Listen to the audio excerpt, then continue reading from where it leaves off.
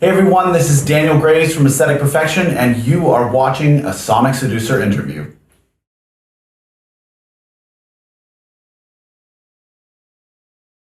So I actually arrived at the festival last night, in the middle of the night. The artist's check-in tent was already closed, so we were afraid that we weren't gonna have anywhere to sleep, that we might be sleeping on the beach, but luckily everything got sorted out, and we were able to sleep here in our hotel room.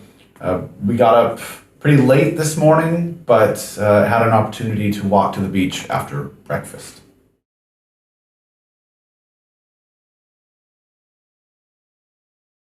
The show today was great. I'm always a little bit nervous before a show, but this time it was much worse because we just haven't played a festival in like 3 years, so I was worried that I would be too rusty to perform properly today. But of course, all the fear goes away after 30 seconds on stage, and it's like riding a bike. You never forget how to do it. So the show was great. I'm looking forward to more festivals this summer.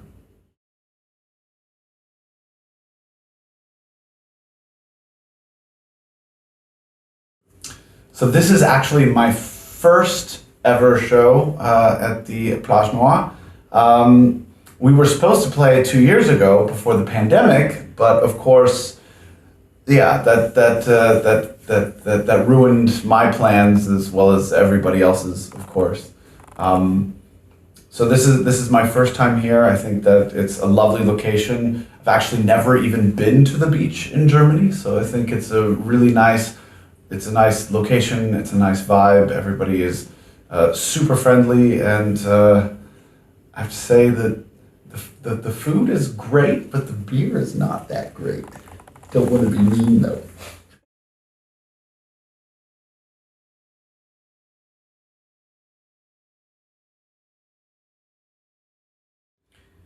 I think I learned not to worry too much about everything, really. I think artists tend to expect that everything that they create will be their masterpiece and that every single thing that they do has to just be perfect.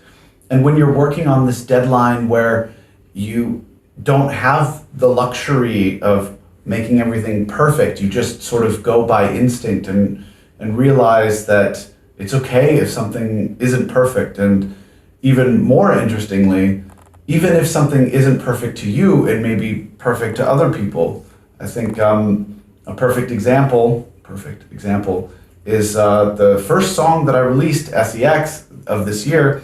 I actually hated it when it was done. I thought this song was not anything special, and I probably would not have released it if I didn't need to have a song to release for January.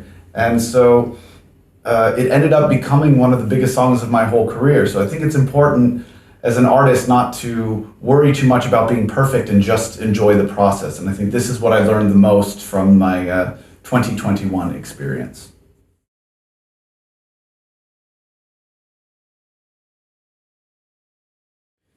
I think in 2022, we're doing our best to play catch up, trying to make up for all the shows and festivals that we weren't able to do from 2020 to 2021.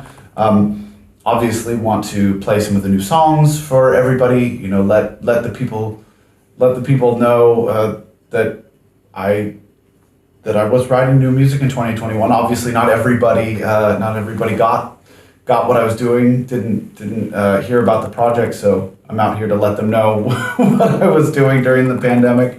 But I think soon I will start working on new music and probably have some new releases for 2023.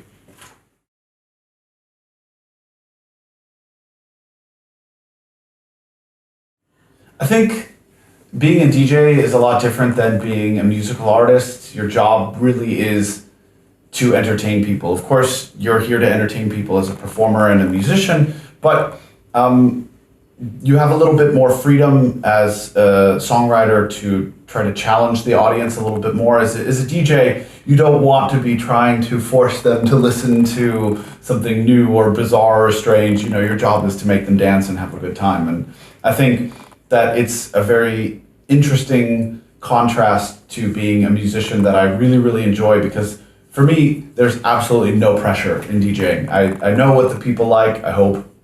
Maybe famous last words here. I haven't gone to DJ yet. Maybe I'm just going to go out there and totally bomb tonight. But I feel like I know what the people like, and I enjoy giving it to them.